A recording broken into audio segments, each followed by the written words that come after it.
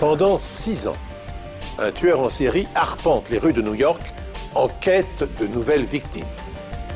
Il promet de tuer 12 personnes, une pour chaque signe astrologique, et ne frappe que les nuits où certaines constellations sont invisibles. Il faudra une étude astronomique, une analyse graphologique et le décryptage d'un code secret datant de la Seconde Guerre mondiale pour mettre un terme à l'hécatombe.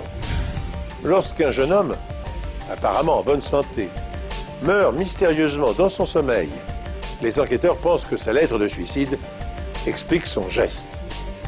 Elle parle de cœur brisé, de trahison et de jalousie. Mais l'histoire qu'elle révèle, et une experte en linguistique montre, une réalité bien différente. Bonjour, je suis heureux de vous retrouver pour ce nouvel épisode de vos Enquêtes impossibles. L'histoire que je vais vous raconter maintenant est tellement extraordinaire qu'elle appartient désormais aux annales de la justice et de la police américaine. Elle a également inspiré scénaristes et romanciers. Aiguillonné par un machiavélisme délirant, un tueur en série plonge la ville de New York dans la terreur pendant de très longs mois. Par une nuit glaciale du mois de mars 1990, Mario Orozco, âgé de 49 ans, quitte son restaurant à Brooklyn et rentre chez lui à pied. C'est alors que quelqu'un lui tire dans le dos, sans sommation. Mario survit, mais il n'est pas en mesure d'identifier son agresseur. 3 semaines plus tard, une agression similaire est signalée à quelques rues de là. Herman Montenegro, ouvrier d'usine, rentre chez lui après une soirée bien arrosée lorsqu'il reçoit une balle dans le dos. L'homme, âgé de 34 ans, se remet de sa blessure, mais il est lui aussi incapable de décrire l'agresseur. La police retrouve une balle de 9 mm sur les lieux. Il n'y avait pas de rayures sur la balle. Il s'agissait probablement d'un pistolet artisanal. 2 mois plus tard, non loin de là, dans le Queens, Joe Proce est sur le point d'ouvrir la porte de son appartement lorsqu'il est touché d'une balle de 9 mm provenant d'une arme artisanale. Il décède un peu plus tard à l'hôpital, à l'âge de 78 ans. Cette fois, le tueur laisse une note près du corps de la victime. Il y écrit qu'il a l'intention de tuer 12 personnes, une par signe du zodiaque. This is the zodiac. The 12 signs will die when the belts in heaven are seen. Le lendemain, la rédaction du journal Le New York Post reçoit une note au contenu similaire. C'était dément. Cette roue avec les signes du zodiaque avait quelque chose d'inhabituel. Généralement, il s'agit de gribouillage, sans queue ni tête, mais ce type-là était organisé. Ce dessin était surprenant. Le tueur se fait appeler le Zodiaque. Le Zodiaque revendique les 3 agressions et pense à tort avoir réussi à tuer ses 3 victimes.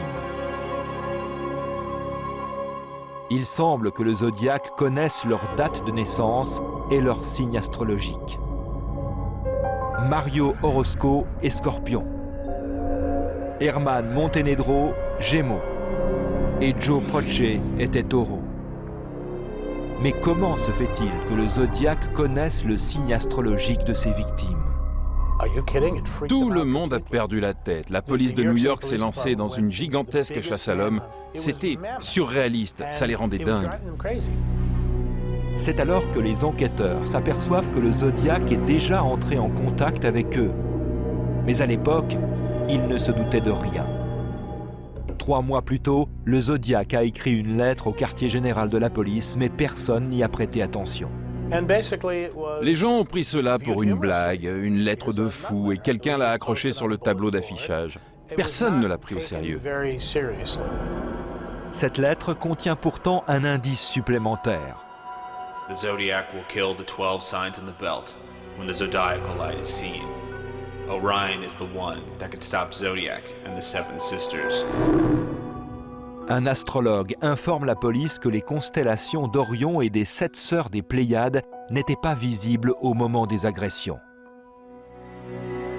La lettre du Zodiaque indique qu'il ne frappera pas les nuits où Orion et les 7 sœurs apparaîtront dans le ciel. Tous les journaux parlaient de ce type qui se faisait appeler le Zodiaque. Cela prenait des proportions énormes. Cela faisait des années que New York n'avait pas été confronté à une telle affaire. Cette affaire en rappelle une autre. 25 ans plus tôt à San Francisco, un tueur, se faisant appeler lui aussi le Zodiaque, avait assassiné 6 personnes. Il aurait été par ailleurs responsable de 37 à 200 autres crimes non élucidés. Adressant des lettres de provocation et des cryptogrammes au service de police, il ne fut jamais appréhendé. Son vœu d'être immortalisé à travers un film fut exaucé à 2 reprises, en 1971 et en 2007. Au moment des faits, une question taraude les policiers. Est-il possible que le Zodiaque de San Francisco soit venu à New York dans le but d'ajouter de nouvelles victimes à sa liste de crimes? 25 ans auparavant, à San Francisco, un homme a tué 6 personnes et envoyé des lettres de provocation au service de police. Il se faisait appeler le Zodiaque lui aussi et n'a jamais été arrêté. Est-il possible que le Zodiaque de San Francisco se trouve désormais dans la ville de New York? Si le Zodiaque, qui sévissait en Californie dans les années 60, refaisait surface à New York, ce serait alors le début du cauchemar pour les autorités. Avant l'affaire du Zodiaque à New York, quand un garçon demandait à une fille de quel signe elle était, c'était pour la draguer. Mais après cela, il est arrivé qu'une fois un garçon demande à une fille son signe et que celle-ci se mette à appeler au secours. Les experts en graphologie comparent les lettres du Zodiaque de New York à celles écrites par le Zodiaque de San Francisco 25 ans plus tôt. L'écriture de cet homme se distingue par des traits horizontaux inclinés vers le bas. La barre de ces T tend à pencher vers le bas, tout comme celle de ces F minuscules. Le rapport des graphologues établit que le Zodiaque de San Francisco et celui de New York sont 2 hommes différents. Les enquêteurs comprennent alors qu'ils ont affaire à un copieur expérimenté. Les agressions ont lieu à 21 et 63 jours d'intervalle, ce qui correspond à un cycle de 3 semaines. De plus, les constellations d'Orion et des 7 sœurs des Pléiades n'étaient pas visibles ces nuits-là. Si les planètes portent des noms de divinités, c'est qu'elles étaient les divinités. Les étoiles étaient soit les maisons des dieux, soit les lumières du paradis. Ce sont des idées fortes, de grands symboles. Afin d'anticiper la prochaine attaque du Zodiaque, la police demande à l'astronome Gregory Matloff de déterminer, en tenant compte du cycle de 21 jours, à quelle date les constellations d'Orion et des Pléiades n'apparaîtront pas dans le ciel. Il utilise pour cela son cherche-étoile. En réglant l'heure, le jour et parfois le lieu, c'est-à-dire la latitude à laquelle vous vous trouvez, vous pouvez voir ce qui se lève et ce qui se couche. Matloff prédit que le Zodiaque frappera de nouveau le 21 juin au solstice d'été, le jour le plus long de l'année. Cette nuit-là, nous avons envoyé des centaines d'inspecteurs en civil dans les rues de la ville. Mais le Zodiaque déjoue les plans de la police. Il frappe comme prévu la nuit du 21 juin, mais dans un autre quartier. Cette fois, il se rend à Manhattan et tire sur Larry Parham, un sans-abri endormi sur un banc de Central Park. Il laisse une note dans une des chaussures de la victime. Le Zodiaque savait d'une manière ou d'une autre que Larry Parham était Cancer, un signe astrologique différent de ceux des 3 précédentes victimes. Le tueur exprime son indignation envers la presse qui le qualifie de copieur. Et il était en colère. Il voulait nous convaincre qu'il était bel et bien le Zodiaque, le seul et l'unique. Mais nous savions que ce n'était pas lui et que ce n'était qu'un copieur. Afin de rassembler des preuves médico-légales, Les experts en criminalistique enduisent la lettre de ninhydrine, un composé chimique qui réagit aux acides aminés sécrétés par la peau. La lettre est ensuite placée dans une chambre d'humidité pendant plusieurs heures. L'humidité accélère la réaction chimique et les experts découvrent alors une empreinte de pouce presque parfaite.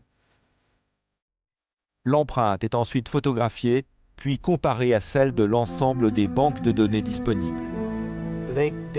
Ils ont consulté les banques de données des employés municipaux, ceux du service des véhicules automobiles, des services postaux et même de la police. Ils ont comparé les empreintes du Zodiac à celles de tous les policiers de New York. Et tout ça pour rien.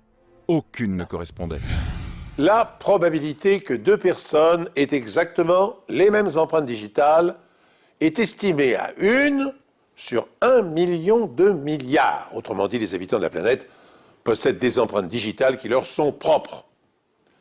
Alors pour relever les traces digitales directes, les dactylotechniciens photographient les empreintes puis les transfèrent sur un support en matière plastique souple.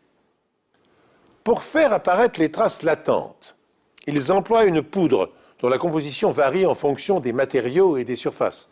Poudre à base d'aluminium par exemple pour le bois et le verre, poudre fluorescente pour les fonds multicolores. Pour les surfaces poreuses, le support est d'abord plongé dans un bain chimique, puis placé dans une étuve pour le séchage. L'empreinte est alors révélée par une lumière ultraviolette. On utilise aussi des techniques de fumigation et de métallisation sous vide pour les empreintes les plus ténues.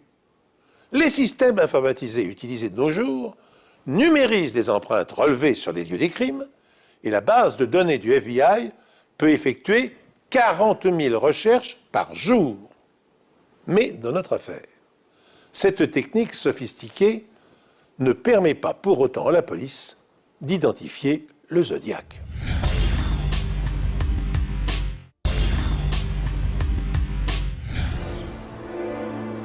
Il n'y a pas le moindre témoin.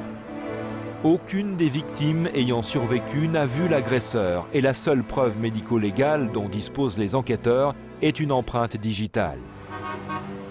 Le Zodiac a tué un homme et en a blessé 3 autres dans les rues de New York et pour une raison inconnue, il ne frappe que les nuits où les constellations d'Orion et des 7 sœurs des Pléiades ne sont pas visibles. Un autre détail laisse perplexe. Le tueur semble connaître la date de naissance de ses 4 victimes.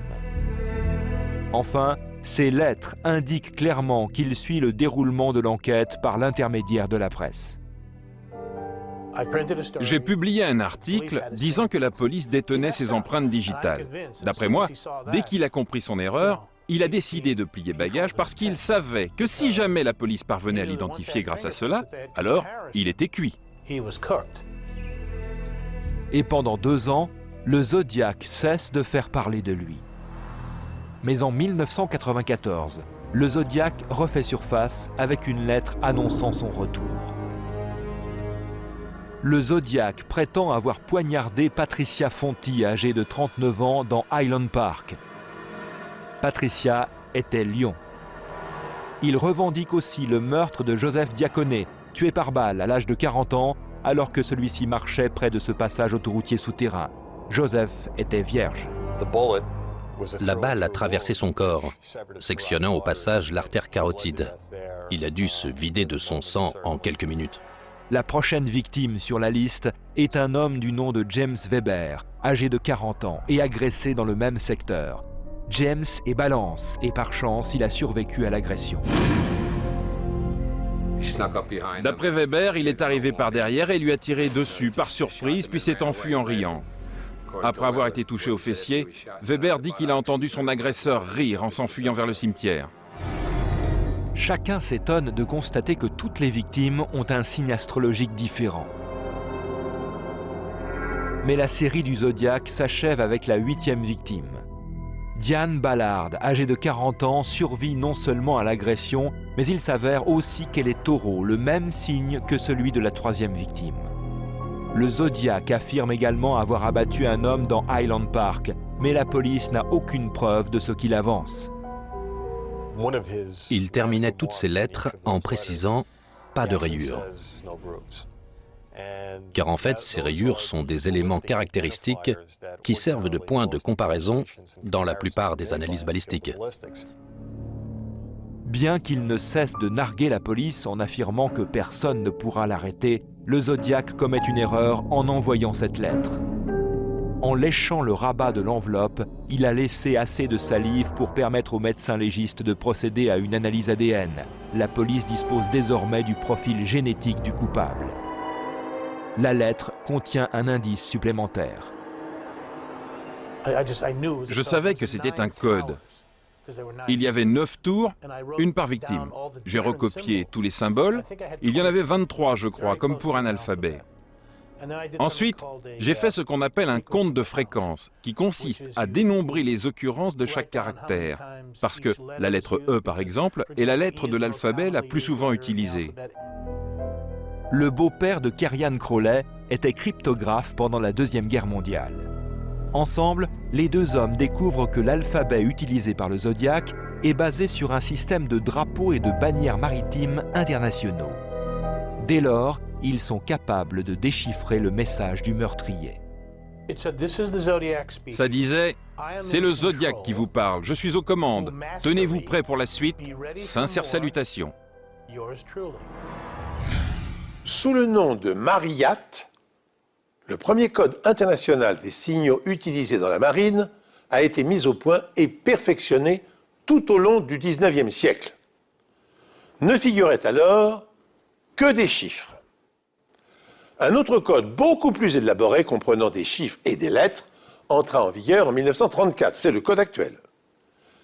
Il comprend 26 pavillons de A à Z, 10 flabs et 3 guidons triangulaires pour les répétitions. Cela fait 6 ans que le tueur du Zodiac arpente anonymement les rues sombres et désertes de New York. Le capitaine Joseph Herbert fait partie de la cellule d'enquête spéciale consacrée au Zodiac et il est convaincu que tôt ou tard, les preuves médico-légales permettront de le démasquer.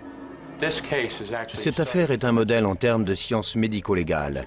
En tant que membre de la cellule d'enquête, je savais que nous avions relevé 2 empreintes digitales partielles sur les notes laissées après les premières agressions. Les balles extraites des corps des victimes ne portaient pas de rayures comme celles que l'on trouve sur les balles traditionnelles, mais elles portaient quand même des marques pouvant servir à une expertise balistique. Enfin, nous avions aussi prélevé un échantillon ADN sur l'une de ces lettres. Les policiers continuent leurs recherches et par une froide et triste journée de mars 1996, la chance finit par leur sourire.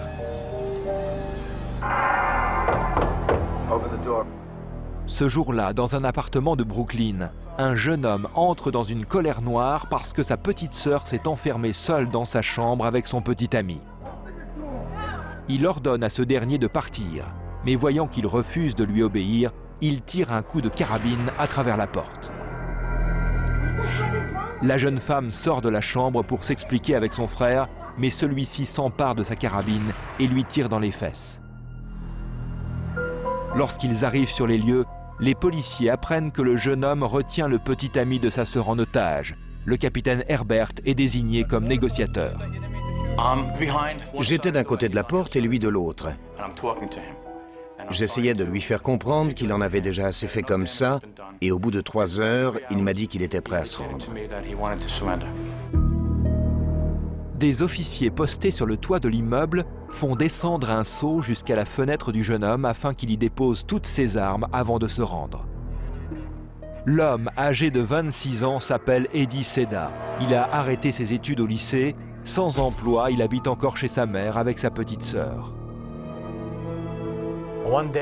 Certains jours, il semblait calme, dévot et mystérieux. Et d'autres, il se montrait agressif et intimidant. Une fois au poste, les policiers demandent à Seda de consigner par écrit ce qui s'est passé à l'intérieur de l'appartement. Seda s'exécute et signe sa déclaration d'un étrange symbole apposé à son nom. L'inspecteur a regardé et a dit « C'est quoi ça ?» Et Seda lui a répondu que ça représentait quelque chose comme Dieu et l'amour divin. L'un des officiers de permanence soumet le document à Joseph Herbert, le négociateur de la prise d'otage. Herbert comprend immédiatement ce que cela signifie. J'étais très serein ce jour-là, parce que je savais que nous le tenions. J'ai passé 4 heures à étudier ces lettres et elles étaient gravées dans mon esprit comme dans celui de tous les hommes de la cellule d'enquête. Je me suis dit à moi-même, c'est le Zodiac. Cela ne fait aucun doute. Les enquêteurs comptent sur les médecins légistes pour confirmer leurs soupçons. Ils commencent par prendre les empreintes digitales de Seda. Celles-ci sont ensuite comparées à celles relevées sur la lettre de Central Park. Les empreintes correspondent. Les experts comparent ensuite les lettres du Zodiac à la déclaration manuscrite de Seda. Leur conclusion est que tous ces documents ont été rédigés par la même personne. Les experts en balistique examinent ensuite les 15 pistolets artisanaux de Seda. Dans ces lettres, le Zodiac affirmait que la police ne pourrait jamais l'identifier parce que le canon de ces armes ne comportait pas les rayures servant habituellement aux expertises balistiques. Mais le Zodiac semble ignorer l'existence des analyses de marques d'outils. Une marque d'outil est la trace caractéristique que l'on observe après l'utilisation d'un outil dans le but de couper, limer ou polir une pièce de métal. Les tubes faisant office de canon sur les armes artisanales peuvent comporter des centaines de marques d'outils invisibles à l'œil nu. En comparant les balles ayant servi aux agressions à celles tirées de l'un des pistolets de Seda, les experts s'aperçoivent au microscope qu'elles portent les mêmes marques d'outils. Enfin, la police demande à Seda de leur fournir un échantillon de sang pour une analyse ADN. Son profil génétique correspond à celui de l'échantillon de salive prélevé sur l'une des enveloppes du Zodiac. L'inspecteur Savarese se fait un plaisir d'annoncer à Seda qu'il vient d'être démasqué. J'ai tendu la main et j'ai dit « Ça fait 6 ans que je vous cherche. Vous êtes le Zodiac ?» Il a répondu « Non !» J'ai dit « Si, c'est vous. »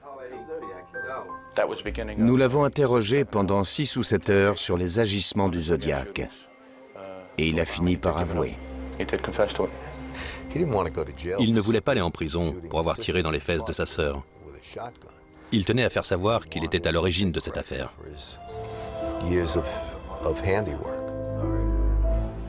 Dans l'une de ses lettres, le Zodiac déclarait que seuls Orion et les Pléiades pourraient mettre fin à ses agissements. L'ironie du sort a voulu que le jour où il a tiré sur sa sœur, Orion et les Pléiades étaient là, cachés par les nuages de cette journée hivernale. Eddie est inculpé pour l'agression de 6 personnes et le meurtre de 3 autres. Le nombre de preuves médico-légales à charge est tel que l'accusation se demande comment soutenir l'intérêt du jury. Nous nous demandions si ces preuves médico-légales attireraient l'attention du public et du jury. Alors nous avons pris une semaine entière pour toutes les passer en revue et nous l'avons appelée la semaine médico-légale. Finalement, nous avons été surpris de voir que les jurés étaient suspendus à nos lèvres. Un matin, j'étais en train de passer au crible tous les pistolets ou les couteaux et tout à coup, je me suis dit « Mais qu'est-ce que je vais bien pouvoir faire de tout ça ?» Après la balistique, il y a les empreintes. Après les empreintes, la graphologie. Après la graphologie, une déclaration. Et après ça, une autre déclaration. C'était comme si l'esprit de la médecine légale venait prendre sa revanche sur Eddie. Eddie Seda est reconnu coupable et condamné à 232 ans de réclusion criminelle. Eddie Seda était un lâche. Il attaquait ses victimes par derrière et s'en prenait à elles pour la simple raison que c'était possible. Mais une question reste en suspens. Comment Seda faisait-il pour connaître le signe astrologique de ses victimes? Certains pensent que le Zodiac fouillait dans le portefeuille des victimes après l'agression. Si elles avaient toutes un signe astrologique différent, cela était dû au hasard.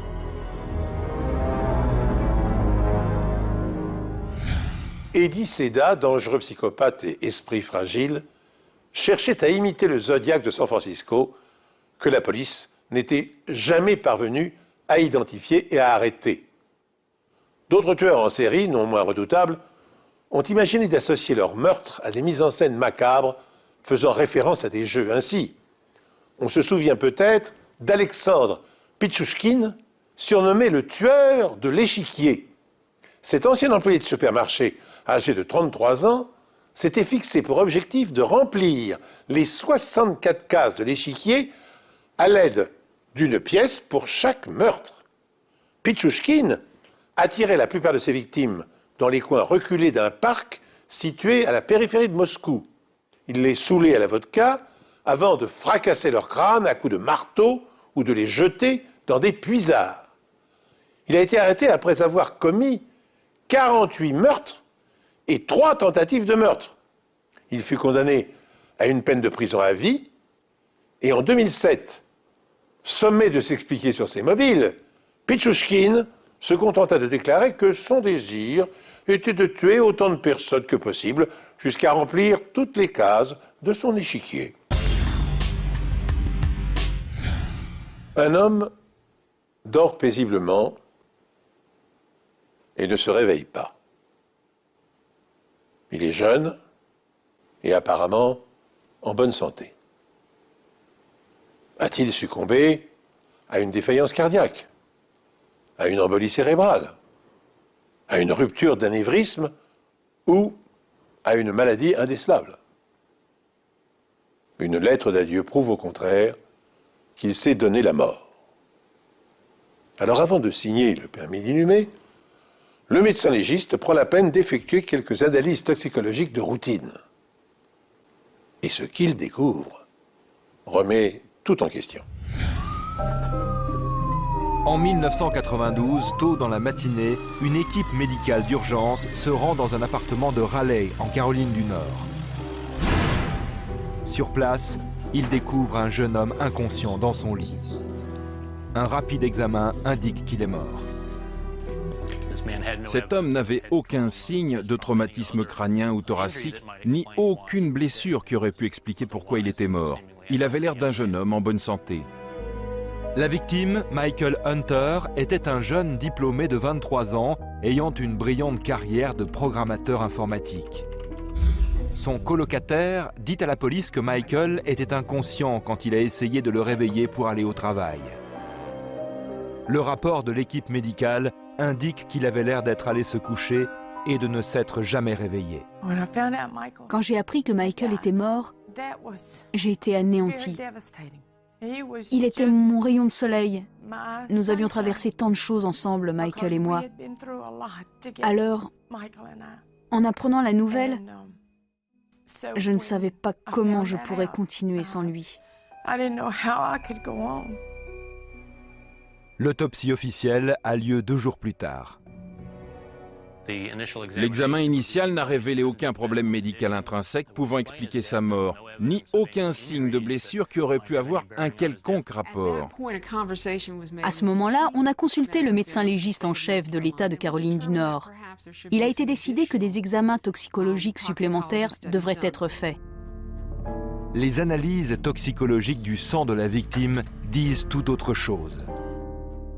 Michael avait dans son système des traces de 2 médicaments, de la diphénhydramine et de l'hydroxyzine. Il avait aussi une dose mortelle de lidocaïne. C'est un produit que l'on injecte. On ne peut pas l'acheter sans ordonnance. On entend parler de gens qui ingèrent accidentellement de l'insecticide ou d'enfants qui prennent des médicaments. Là, ce n'est pas possible. La lidocaïne est un anesthésique. On l'utilise parfois dans des situations d'urgence médicale pour stabiliser le rythme cardiaque. L'effet est très rapide. Des battements de cœurs irréguliers peuvent retrouver un rythme normal très rapidement, avant même d'arriver à l'hôpital si vous êtes dans une ambulance. Michael Hunter a succombé à un cocktail explosif de médicaments. Il n'a notamment pas survécu à une dose massive de lidocaïne, un anesthésique puissant que les médecins urgentistes utilisent parfois pour stabiliser le rythme cardiaque. Or, interrogés à ce sujet, les secouristes affirment n'avoir injecté au jeune homme aucun produit. Cette anomalie intrigue les enquêteurs et les médecins. Ils ont dit qu'ils ne lui avaient donné aucune lidocaïne parce que Michael était mort et qu'il n'y avait aucune raison de le faire.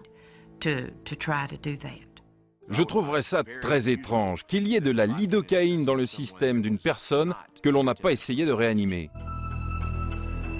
la mort de Michael Hunter anéantit sa famille. Et ce n'est qu'à l'enterrement de leur fils que ses parents apprennent le secret qu'il leur cachait, la vérité sur sa sexualité. Je n'en savais rien. J'imagine que j'étais un peu naïve, mais je ne me doutais pas que Michael était homosexuel. Malheureusement, ces révélations, en plus de la mort de Michael, sont un trop grand choc pour son père, Jim.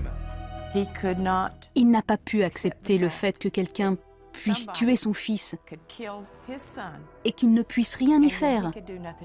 Ça l'a plongé dans une dépression de laquelle il n'a pas réussi à sortir. Et il s'est suicidé. À présent, la mère de Michael pleure la perte d'un fils, mais aussi d'un mari. C'était une situation accablante. Mais nous nous sommes soutenus et ça nous a rapprochés. C'est ce qui nous a fait tenir. Michael avait 2 colocataires, Gary Walston, un architecte paysagiste, et Joseph Manino, 26 ans.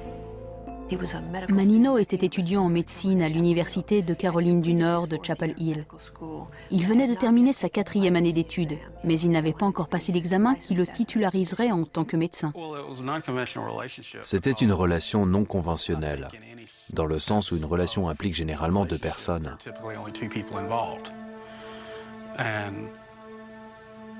Le fait qu'une 3e personne soit impliquée a amené une dynamique très différente et dans un sens très excitante. Mais ça a aussi amené des problèmes qu'aucun d'entre nous n'avait anticipés.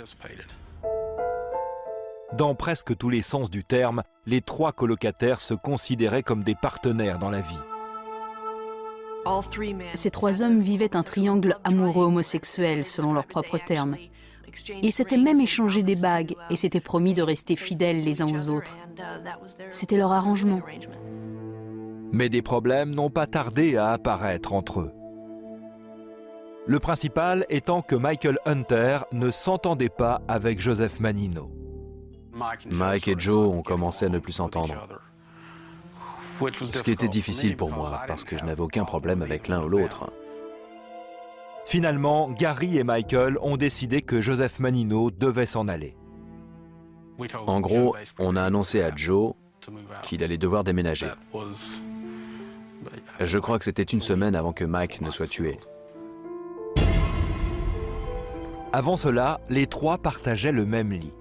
Mais Joseph Manino devait à présent dormir sur le canapé du salon en attendant de trouver un autre endroit où habiter. Gary et Michael formaient un duo dans lequel il n'y avait pas de place pour Joe.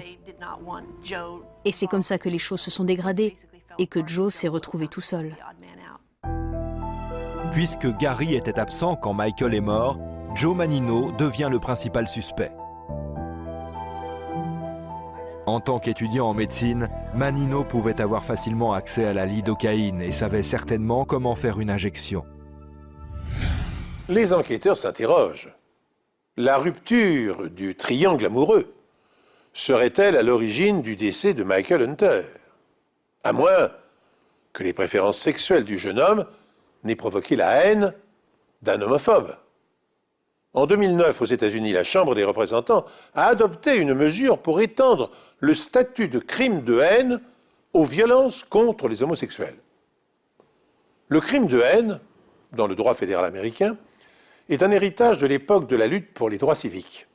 Cette législation avait été votée au lendemain du meurtre de Martin Luther King en 1968 pour punir spécifiquement les violences liées à la race, la couleur de peau, la religion ou l'origine nationale. La disposition adoptée par le Congrès étend maintenant cette notion aux personnes handicapées et aux homosexuels.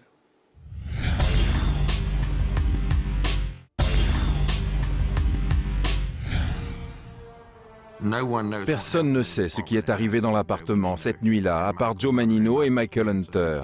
Et Michael est mort. Interrogé par la police, Joe Manino révèle une information inattendue. Il reconnaît que la nuit où Michael est mort, il lui a fait une injection d'antihistaminiques pour soigner sa migraine. Les antihistaminiques sont un traitement reconnu mais peu courant des migraines. Il s'agit bien des substances détectées dans l'examen toxicologique. Il a dit « Je lui ai fait une piqûre pour le relaxer, mais c'est tout. » Je lui ai demandé « Lui avez-vous injecté de la lidocaïne ?» Il a répondu non. Peut-être qu'il avait une migraine, je n'en sais rien. Et Joe lui a donné quelque chose pour qu'il dorme plus paisiblement. Qu'un étudiant en médecine administre des médicaments sans la présence d'un médecin titulaire est une violation de l'éthique médicale ainsi que de la loi de Caroline du Nord. Cet aveu met immédiatement la carrière de Manino en péril. Il allait complètement ruiner tous ses efforts pour être médecin. Il ne serait jamais titularisé. Les enquêteurs découvrent une autre preuve possible. Une lettre sauvegardée sur une disquette parmi les affaires de Michael Hunter. J'ai commencé à la lire et on pourrait la décrire comme le brouillon d'une lettre de suicide. La lettre, que l'on suppose écrite par Michael avant sa mort, explique qu'il pense être séropositif et qu'il va mettre fin à ses jours. Les enquêteurs veulent s'assurer que c'est bien Michael qui a écrit la lettre et se tournent vers le docteur Carol Chasky, une experte dans le domaine de la linguistique médico-légale. J'avais là un document purement électronique. C'était un simple fichier informatique laissé sur une disquette. Ça n'avait rien de matériel. J'entends par là qu'il n'y avait ni encre, ni écriture, ni papier. Dans un sens, c'était presque du langage pur. La linguistique n'est pas tant l'étude de ce que les gens disent, mais de comment ils le disent. La façon dont les gens combinent les mots pour faire des syntagmes et des phrases s'appelle la syntaxe. Je pense que ce qui caractérise l'utilisation du langage, c'est l'agencement des syntagmes simples et complexes qu'une personne va utiliser par rapport à un agencement simple contre un agencement complexe chez une autre personne. On donne au Dr Chasky des échantillons connus de l'écriture de Michael Hunter afin qu'elle les compare avec la lettre de suicide. À l'aide d'un nouveau programme informatique baptisé Alias, un système informatique d'identification linguistique d'auteur, le Dr Chasky réduit chaque document à sa plus petite composante, c'est-à-dire les mots. Le programme reconstruit ensuite intégralement chaque phrase et analyse la façon dont les mots sont combinés les uns aux autres.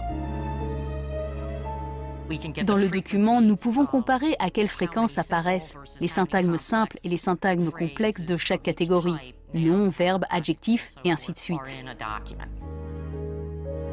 Dans la lettre de suicide, le Dr Chasky remarque un emploi caractéristique des conjonctions des mots tels que « et » ou « mais ».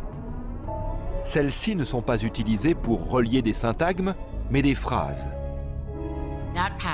C'est un agencement de phrases et non de segments plus petits. La lettre montre également un emploi particulier des adverbes. Au lieu d'employer simplement un adverbe, l'auteur a la manie d'en combiner plusieurs. Cette particularité ne se retrouve pas dans les échantillons d'écriture de Michael. Par conséquent, au vu des résultats de l'analyse, j'en conclus que Michael Hunter n'est pas du tout l'auteur de cette lettre de suicide. Elle examine ensuite des échantillons connus de l'écriture de Joe Manino. Dans la lettre de suicide, on remarque un plus grand nombre d'adverbes complexes que de simples. Et c'est la caractéristique que l'on retrouve dans l'écriture de Joseph Manino. Beaucoup d'adverbes complexes. La lettre de suicide n'a pas été écrite par Michael Hunter, mais a certainement été écrite par Joseph Manino. Je pense que la famille pouvait conclure que non seulement la lettre de suicide était fausse et trafiquée, mais que les affirmations qu'elle contenait étaient sans fondement. Les parents de Michael n'ont jamais cru que leur fils s'était suicidé. Je savais que Michael n'avait pas écrit cette lettre.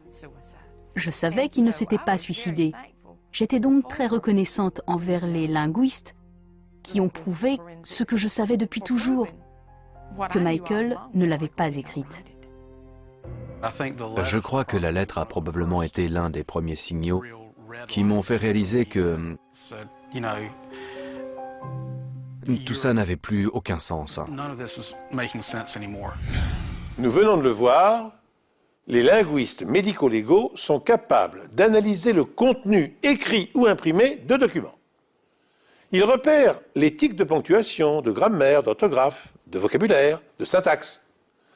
Grâce à une indexation de la fréquence des mots et de certaines associations, l'analyse informatique des documents permet de vérifier la provenance de textes douteux. Ce système très efficace a permis d'invalider la pseudo-lettre d'adieu de Michael Hunter. Par ailleurs, une analyse de sang a mis en évidence que le jeune homme n'était pas porteur du virus du sida. Enfin, dernier élément plaidant en faveur de l'assassinat, la dose mortelle de lidocaïne lui a été injectée par un tiers et l'a foudroyé en moins de 2 minutes. L'aiguille aurait dû rester dans son bras. Et si ce n'était pas le cas, elle aurait dû tomber par terre. Aucune seringue n'a jamais été retrouvée dans la chambre de Michael. En apprenant les résultats de l'analyse linguistique, Joe Manino modifie son histoire. Il reconnaît avoir écrit la lettre de suicide. Il ajoute que Michael se plaignait d'une migraine la veille de sa mort et qu'il lui a donc fait une injection de lidocaïne pour atténuer la douleur. Il affirme que la surdose n'est qu'un accident. Joe était très calme. Il vous parlait, puis il se mettait à pleurer un peu, puis il vous parlait à nouveau. Ça a éveillé mes soupçons. Si je pleurais la perte de quelqu'un, je pleurerais tout le temps et non par à-coups. En 1993, Joe Manino est inculpé de meurtre au premier degré pour le décès de son ancien partenaire Michael Hunter. Joe Manino avait beaucoup à perdre. Un brillant avenir l'attendait. Il était à quelques semaines d'obtenir son diplôme de médecine à l'Université de Caroline du Nord. Il allait être titularisé. Il avait une brillante carrière devant lui. Les procureurs pensent que Manino était un amant éconduit au sein d'un triangle amoureux et qu'il a tué Michael Hunter avec une dose mortelle de lidocaïne afin d'avoir Gary Walston pour lui tout seul. Manino affirme que Hunter lui a demandé cette injection pour l'aider à faire passer sa migraine et qu'il lui a accidentellement donné une trop grande dose de lidocaïne. Gary Walston, l'ancien partenaire de la victime et de l'accusé, n'y croit pas. Mike avait souvent des migraines, parfois assez fortes. Et il arrivait que Joe lui propose de lui donner quelque chose pour le soulager. Mike refusait toujours. Il existe des cas médicaux dans lesquels la lidocaïne a été utilisée en petite quantité pour soigner les migraines. Manino affirme qu'il ne voulait administrer qu'une dose suffisante pour calmer la douleur de son ami. Mais les procureurs disent que Manino a tué Michael Hunter et qu'il a ensuite rédigé une lettre de suicide pour faire croire qu'Hunter avait mis fin à ses jours. Quand Manino a vu que cela ne marchait pas, il n'a pas eu d'autre choix que de parler d'accident.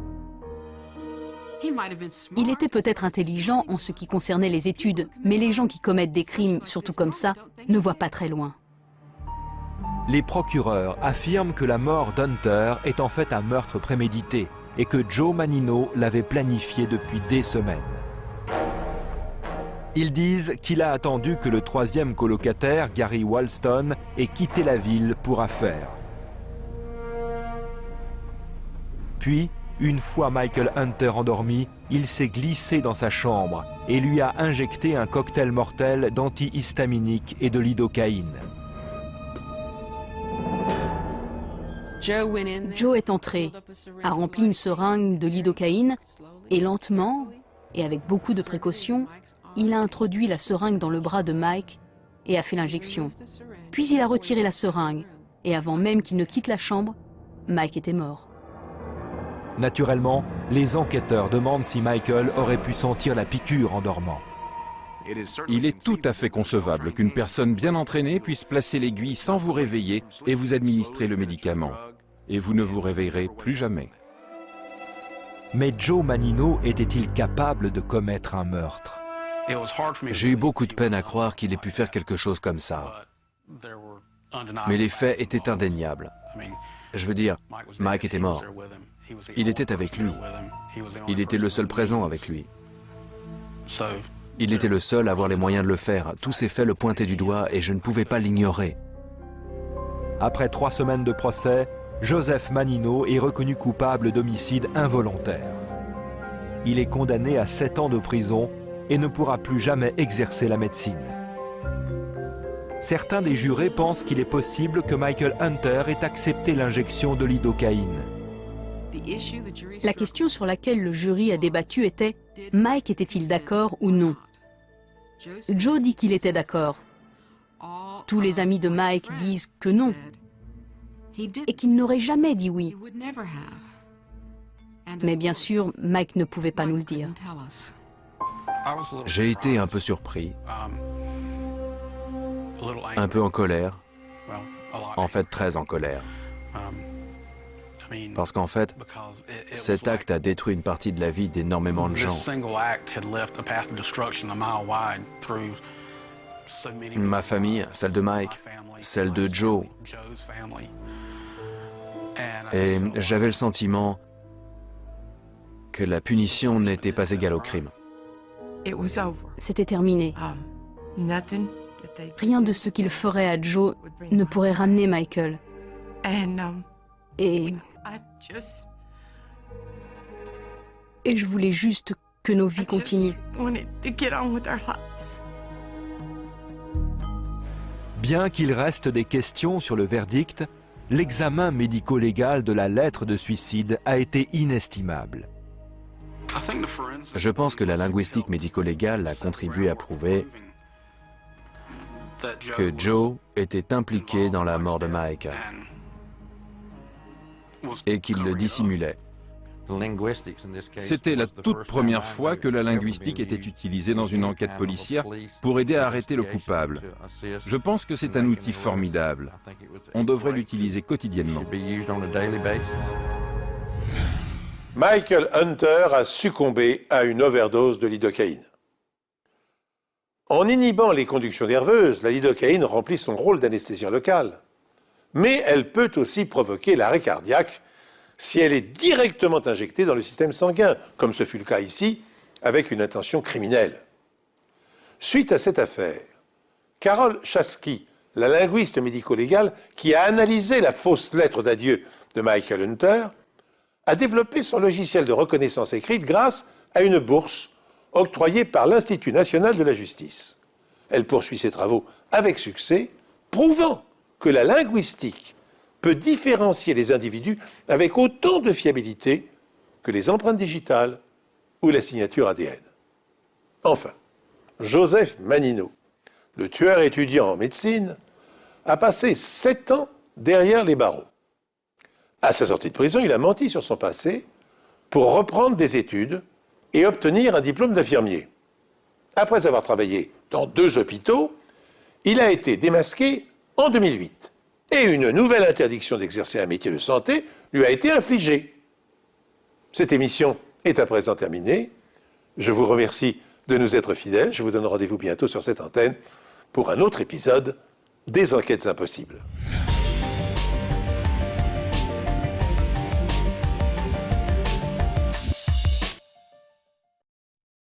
Mercedes-Benz. Cette voiture, elle a toujours été là. À 6 ans, vous la faisiez rouler dans les 4 coins de votre chambre. À 15 ans, vous la pilotiez sur les circuits de vos jeux vidéo préférés. Et aujourd'hui, vous avez fini de jouer, mais pas de vous faire plaisir. Jusqu'au 30 septembre, pendant les Star Days, prenez le volant de la Mercedes de vos rêves et profitez de nos offres sur de nombreux modèles. Rendez-vous chez votre distributeur Mercedes-Benz. Star Days, journée étoilée, détails sur mercedes-benz.fr. Au quotidien, prenez les transports en commun. Europe 1. Ondelatte raconte.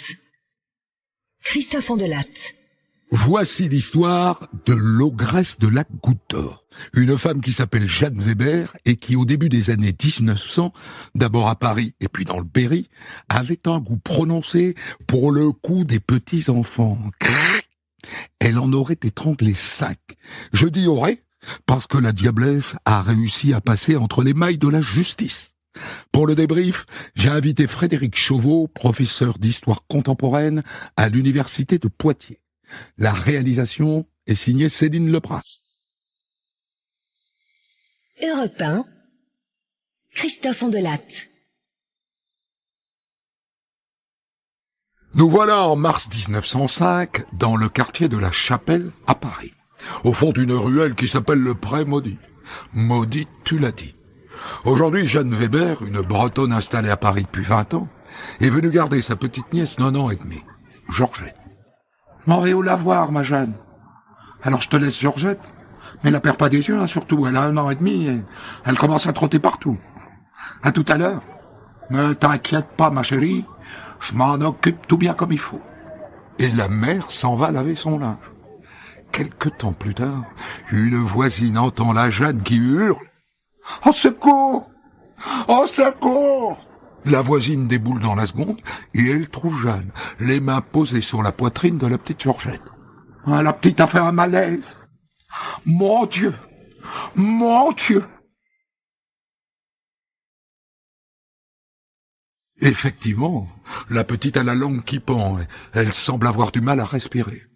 Et ce qui intrigue tout de suite la voisine, c'est ce foulard que la petite porte autour du cou. « Mais il est bien trop serré, ce foulard. » « Mais non, il est très bien comme ça. » On a prévenu la mère qui accourt, et dès que la petite passe dans ses bras, elle retrouve son souffle. Ça va mieux. Du coup, la mère retourne la voir, finir sa lessive.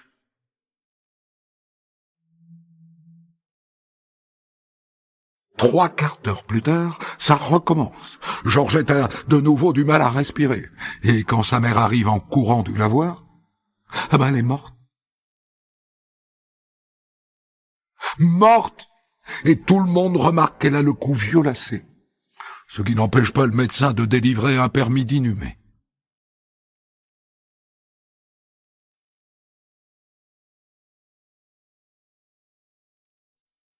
Une semaine plus tard, la même Jeanne Weber garde Suzanne chez elle, passage de la Goutte d'Or, juste en dessous de Montmartre. Suzanne a 2 ans et demi et c'est la grande sœur de Georgette qui vient tout juste de mourir. Et à nouveau, il y a un problème. On prévient le père qui est camionneur sur un chantier, qui arrive en courant. « Je ne sais pas ce qu'elle a. Elle s'est sentie mal dans la cou. » Et pour sûr, elle va mal. Elle a les yeux révulsés et de l'écume aux lèvres. On dirait qu'elle s'est empoisonnée. Alors on lui donne un vomitif. Et ça va mieux. Et le père repart travailler. Quelques heures plus tard, on le rappelle. Suzanne est morte. Cette fois, le commissaire appelé sur place ordonne une expertise médicale. Mais le médecin conclut qu'elle est morte de convulsions. Et donc on l'enterre à côté de sa petite sœur. Décidément, cette famille a bien du malheur.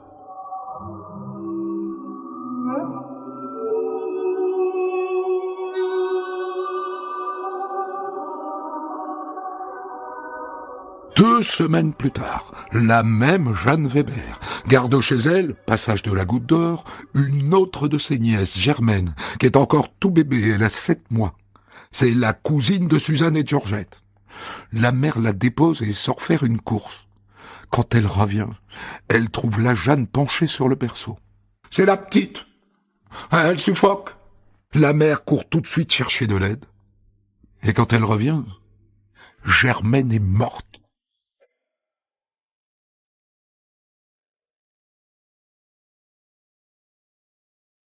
Trois enfants morts en 15 jours. Ça tombe comme à gravelotte dans cette famille. La faute à pas de chance, sans doute.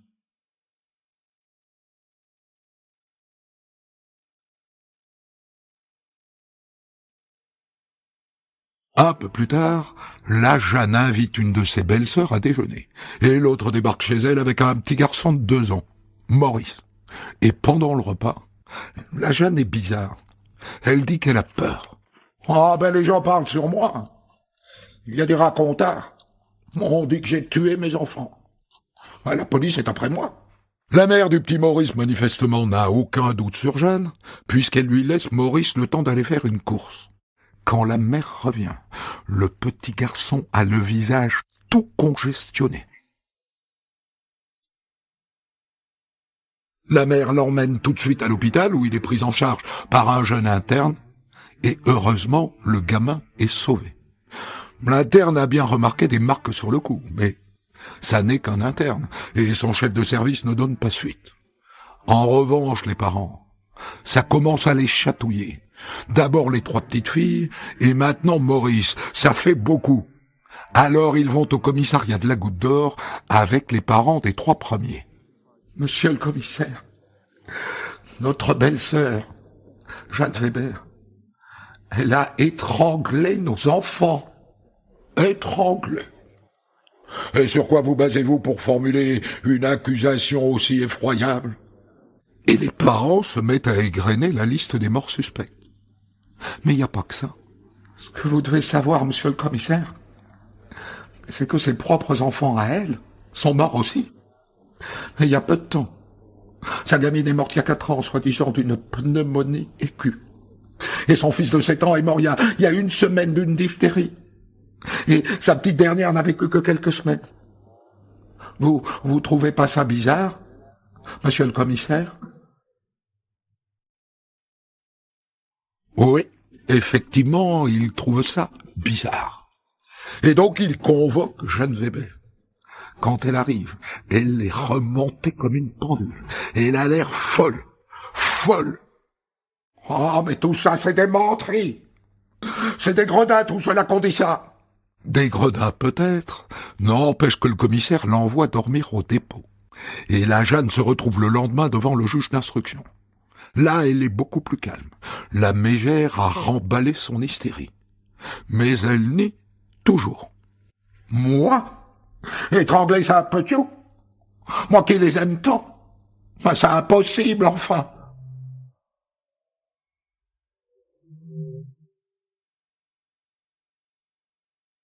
Impossible, peut-être, mais elle va quand même dormir à la prison de Saint-Lazare. Et au regard des présomptions concordantes qu'il y a dans son dossier, le juge la renvoie devant la cour d'assises pour homicide volontaire et tentative d'homicide volontaire sur 4 enfants, ses 3 nièces et son neveu. Elle risque la guillotine. On ne voit pas comment elle pourrait y échapper. Mais la Weber, voyez-vous, a plus d'1 tour dans son sac.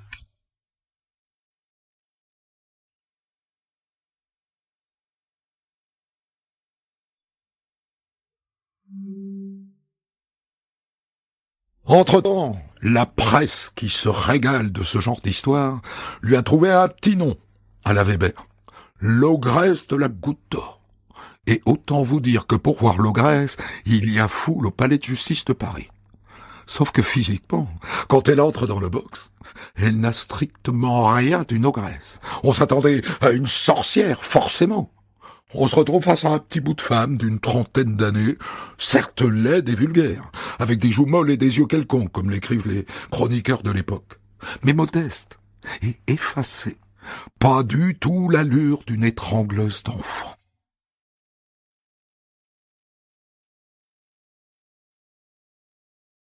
Le président de la cour d'assises de Paris commence par lui présenter l'addition.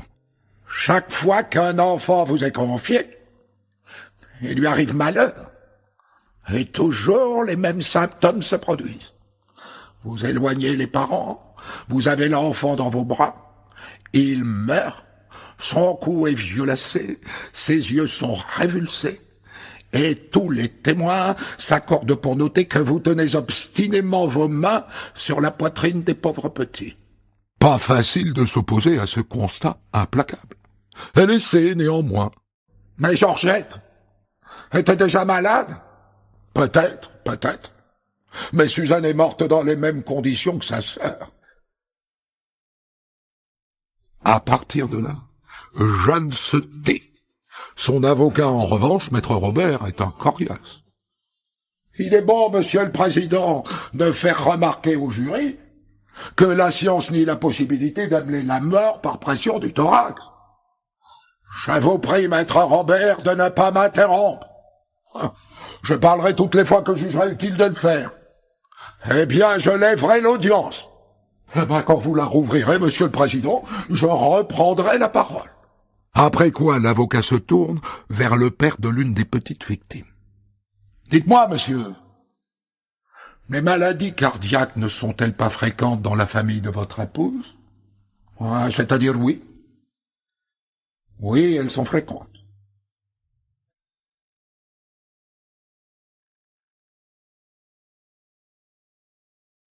Et un point pour la Weber. On fait ensuite venir des médecins, et c'est un moment clé. S'ils disent que les enfants ont été étranglés, elle est bonne pour la guillotine. Le premier à venir à la barre est le médecin en chef de l'hôpital où le petit Maurice a été soigné.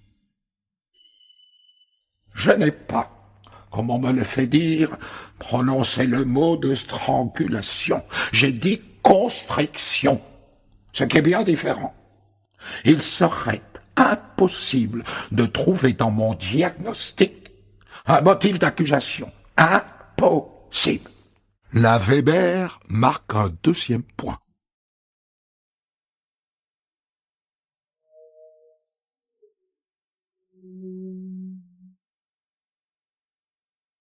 Vient ensuite le professeur Thoineau, médecin légiste. C'est lui qui a autopsié les 3 enfants morts après qu'on les ait exhumés. Et le président lui pose la question. Docteur, est-il possible de voir l'action d'une main criminelle dans la mort de Georgette, de Suzanne, de Germaine et dans l'accident qui a failli être fatal au petit Maurice? Non, strictement non. Si la mort était survenue par strangulation, nous aurions vu des lésions à la partie externe du cou des 3 enfants morts. Or, il n'y avait pas de lésions. C'est clair, c'est net, c'est carré, et encore un point pour la Weber. Et c'est pas fini, car le légiste Thoineau ajoute « Nous avons découvert dans les bronches de Georgette un ganglion. Un ganglion qui nous permet d'attribuer sa mort à la tuberculose. Et pour nous, Maurice et ses 3 petites cousines ont eu des convulsions. Pour la Weber, c'est le jackpot.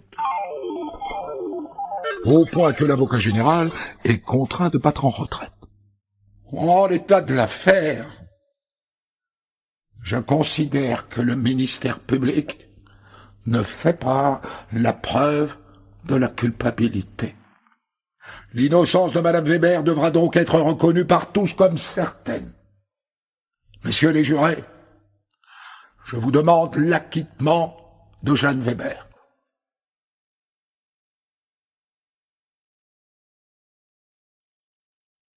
Un avocat général qui demande un acquittement, je vous jure que même en 1906, c'est extrêmement rare. Les jurés délibèrent pendant 10 petites minutes, et à la fin, Jeanne Weber est acquittée. Les parents des gamins sont furieux. Oh, mais il n'y a plus de justice. Elle recommencera. Des visionnaires, les parents. En attendant, Jeanne est libre. L'ogresse de la Goutte d'Or rentre chez elle la tête haute. Mais si elle a convaincu les jurés, son mari ne veut plus la voir. Et les voisins, c'est tout pareil. Pour eux, c'est toujours l'ogresse.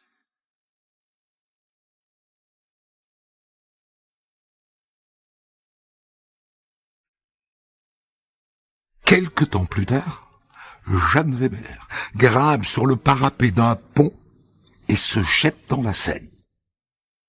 On la repêche à temps, la pauvre a voulu se suicider. Et les journaux, évidemment, se régalent de ce rebondissement inespéré. Et du coup, la jeune retrouve dans le regard des autres un peu d'humanité. C'était une ogresse, et maintenant c'est une pauvre femme, malheureuse de tout ce qu'on lui a fait subir. Et dans le Berry, Un paysan veuf, Sylvain Bavouzet, qui a suivi toute cette affaire par le journal, se prend de pitié pour elle et il lui écrit une lettre. « Chère madame, j'ai suivi par les journaux tous les malheurs qu'on vous a faits et suis bien heureux que la vérité ait triomphé. J'habite le village de Chambon et serais très heureux que vous veniez vous installer chez moi. Vous pourriez ainsi vous occuper de mes enfants. Afin que vous n'ayez pas d'ennui, nous pourrions dire ici au village que vous êtes une cousine de ma pauvre femme disparue. » Retrouvez Christophe Andelatte pour la suite de votre récit dans un autre podcast déjà disponible sur votre plateforme. Mercedes-Benz. Cette voiture, elle a toujours été là. À 6 ans, vous la faisiez rouler dans les 4 coins de votre chambre. À 15 ans, vous la pilotiez sur les circuits de vos jeux vidéo préférés. Et aujourd'hui, vous avez fini de jouer, mais pas de vous faire plaisir. Jusqu'au 30 septembre, pendant les Star Days, prenez le volant de la Mercedes de vos rêves et profitez de nos offres sur de nombreux modèles. Rendez-vous chez votre distributeur Mercedes-Benz. Star Days journée étoilée, détails sur mercedes-benz.fr. Pour les trajets courts, privilégiez la marche ou le vélo. Europe 1. Andelatte raconte la suite de votre récit.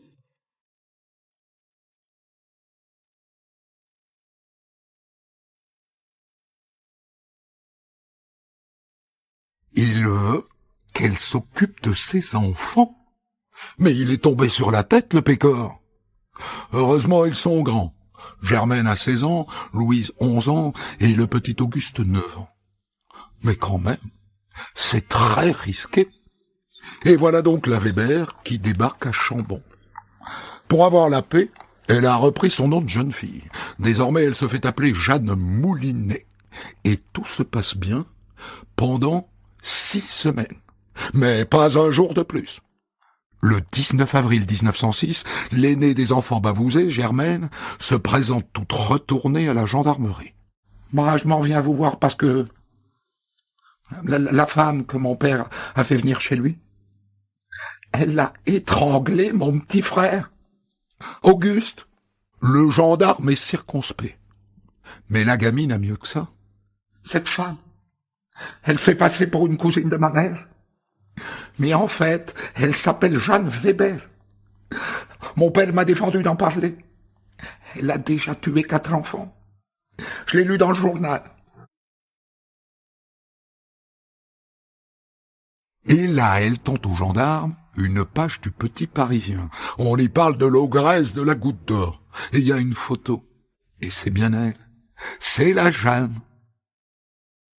Asseyez-vous donc, mademoiselle, et racontez-moi ce qui s'est passé. Eh ben voilà. C'était avant-hier. Mon petit frère Auguste, il est rentré de l'école bien fatigué. Alors Jeanne, elle l'a mis au lit. Et plus tard, quand mon père, il est rentré, il a trouvé Auguste qui suffoquait, comme si qu'il pouvait plus respirer. Et le lendemain matin, eh ben, il a vu cette Jeanne penchée sur le corps de mon petit frère. Elle avait les mains sur sa poitrine et il était mort. Et moi, je viens vous voir parce que maintenant, j'ai peur pour nous. J'ai peur pour moi.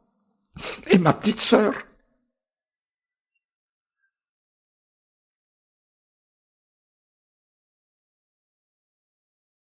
Les gendarmes commencent discrètement une petite enquête.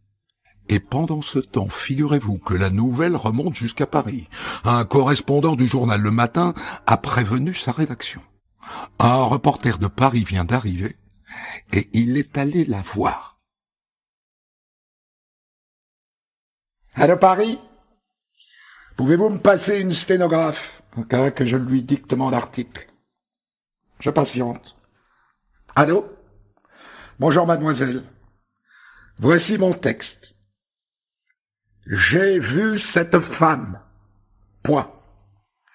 J'ai fixé longuement cette figure ronde, virgule, légèrement coloré au front barré d'un pli dur, virgule, mais chose troublante, virgule, je n'ai pu supporter longuement l'éclat de son regard. Point. Au dehors, virgule, le chant d'un pinson qui s'enivre de lumière et de printemps. Point. Jeanne Weber, virgule, elle, virgule, n'est que ténèbres. Point.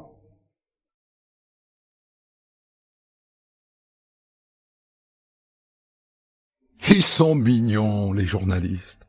Après avoir fait passer la Jeanne pour une pauvre femme, voilà qu'ils nous ressortent l'ogresse. Tout est bon dans le cochon, comme on dit.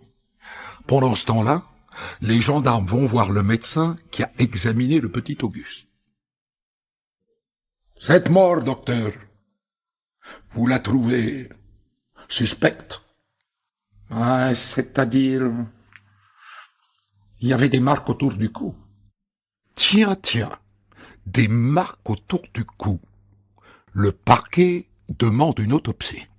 Alors, j'ai d'abord relevé une trace de méningite tuberculeuse. Mais l'enfant n'est pas mort de cela.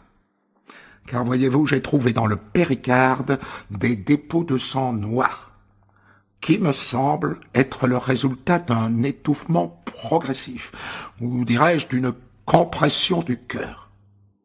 Et puis tout de même, il y a une empreinte sur le front et sur le cou.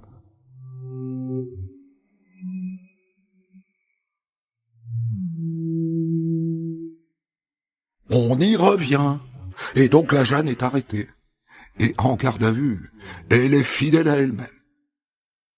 J'ai toujours aimé les petits-enfants. Et Auguste, j'ai fait tout mon possible pour l'empêcher de mourir. Selon vous, madame, de quoi est mort le jeune Auguste? Eh bien, d'une méningite.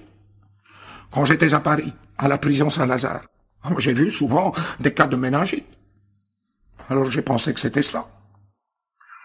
N'êtes-vous pas frappée, madame, de cette mort venant après tant d'autres, dans des circonstances particulières auxquelles vous êtes mêlée? Mais pourquoi m'avoir empêché de mourir quand je me suis jeté dans la Seine? On trouvait sans doute que j'avais pas assez souffert. C'est la fatalité, monsieur le juge. Je vous le jure. Le soir même, la Weber est en prison. Et quand elle est emmenée dans le village, on crie « À mort, l'ogresse! À mort !»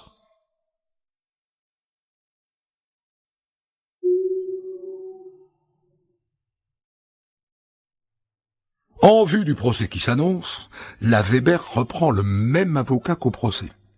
Il s'empresse d'exiger une contre-expertise du corps du petit Auguste, et il réclame qu'elle soit faite par le professeur Thoineau de Paris, qui avait blanchi la Weber au premier procès. On déterre donc le cercueil d'Auguste pour une nouvelle autopsie. Elle est réalisée en plein air dans le cimetière. Et voici les conclusions du grand professeur de Paris. Il est absolument certain que le jeune Bavouzet n'est pas mort de mort violente. Il est certain qu'il est mort de fièvre typhoïde.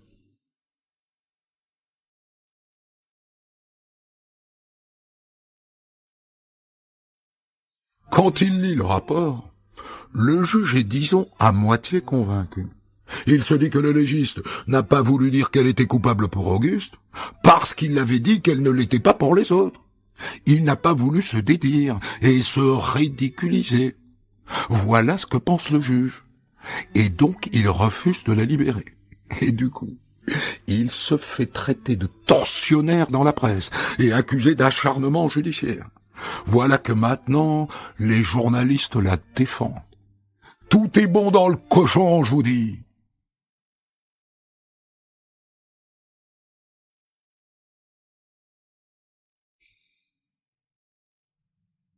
Le juge veut une expertise indiscutable. Et donc il désigne 3 autres experts. Un de Paris, un de Montpellier et un troisième de Bordeaux. Mais 5 mois après le décès, le cadavre du petit Auguste est très abîmé. Ils doivent donc se contenter de travailler sur les rapports du professeur Thoineau. Et ils rendent leur rapport en décembre. Et ils concluent à une mort naturelle. Il est douteux que l'enfant ait éprouvé des violences du côté du cou, parce qu'il n'y a rien d'impossible à ce qu'il ait succombé aux suites de la fièvre typhoïde.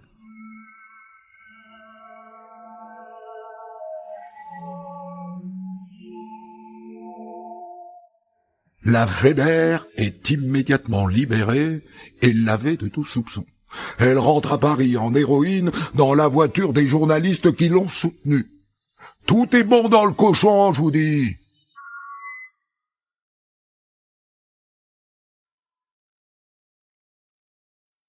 Et là, il se passe quelque chose d'hallucinant. Figurez-vous qu'à Paris, un magistrat philanthrope, le juge Bonjean, décide de prendre la Jeanne sous son aile. Moi, je considère Madame Weber comme innocente, et je la considère comme particulièrement digne d'intérêt, par le calvaire qu'elle a subi.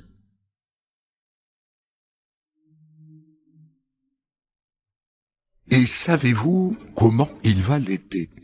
Il lui trouve un travail. Et savez-vous où? Dans une clinique pour enfants malades de Fongombault. Elle va pas y rester longtemps. Un soir, on la surprend les mains serrées autour du cou d'un petit garçon atteint de la variole. Elle ne peut pas s'en empêcher, la diablesse. On dirait que le cou des enfants lui est irrésistible. Ça n'ira pas plus loin. Mais elle est renvoyée et elle rentre à Paris. Elle est perdue. Complètement perdue. Au point qu'à un moment, elle retourne voir le commissaire qui l'avait arrêtée la première fois. « Monsieur le commissaire, je suis une misérable. J'ai tué mes nièces et aussi le petit Auguste. »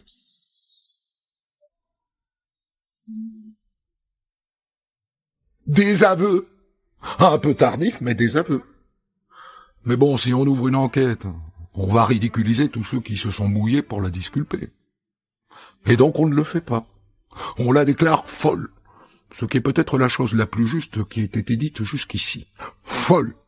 Et on la met dans un hôpital pour aliénés. Bon débarras. Sauf qu'un hôpital, eh bien on finit toujours par en sortir. Et c'est ce qui se passe. La Weber, voyez-vous, en a encore sous le pied.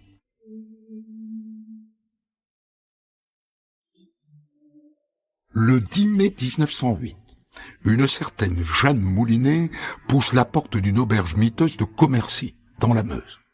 Elle est en compagnie d'un homme.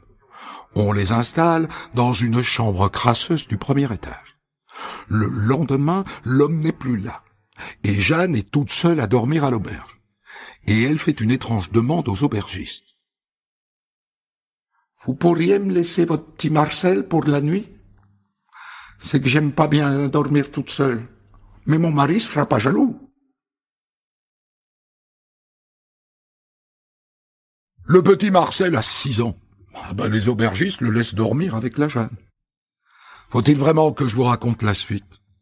Vers 22 heures, les aubergistes entendent du bruit dans la chambre. Ils ont la clé, ils ouvrent. Le cadavre de leur petit Marcel gît sur le lit. Il a le visage tout violacé et un filet de sang qui s'écoule de la bouche. Et assise au bord du lit, Jeanne est hagarde. « Mais qu'est-ce que vous avez fait à mon enfant ?»« Rien. Rien, il n'a même pas pleuré. Il est mort. Le petit Marcel est mort. » Et cette fois, elle ne peut pas nier.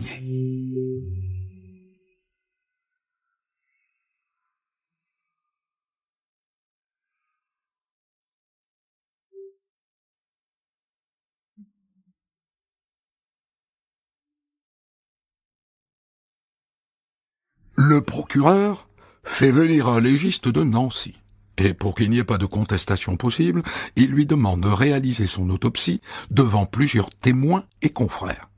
Il me paraît absolument certain que ce garçonnet a été étranglé. Bon, il y a d'abord ces marques sur son cou. Et par ailleurs, il y a l'aspect sans appel des poumons et de la trachée. Ils indiquent une mort par asphyxie.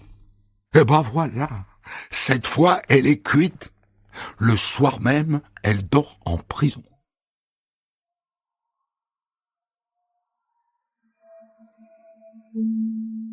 Et maintenant, c'est un autre débat qui s'ouvre.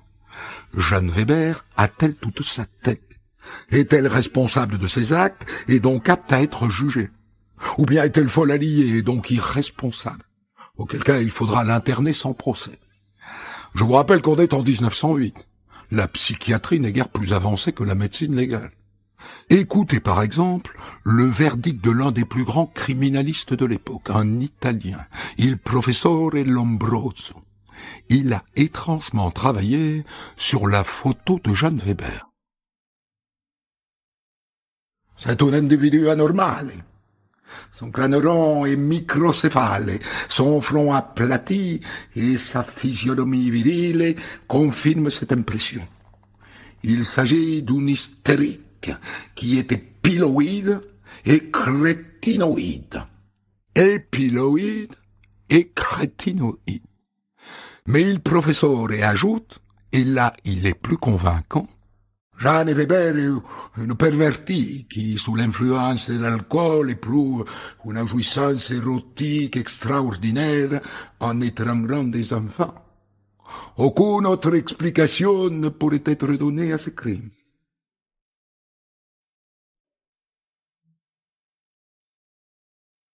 Pour en être certain, le juge l'a fait examiner par 3 autres médecins aliénistes, comme on dit à l'époque. Et pour eux, ça ne fait aucun doute. Jeanne Weber est atteinte d'aliénation mentale. Et pour être sûr de chez sûr, elle est encore vue par 2 autres aliénistes. Ils disent tous les 2 qu'elle est irresponsable sur le plan pénal. On l'a fait donc enfermer sans procès à l'asile de Maréville, près de Nancy.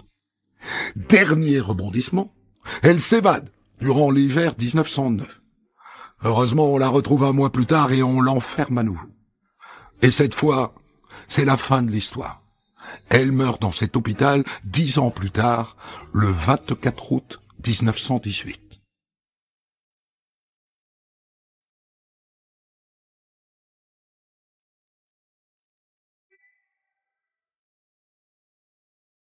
Vous avez aimé cette histoire? Christophe Andelatte vous propose de la débriefer avec un invité dans un podcast d'ores et déjà disponible sur votre application.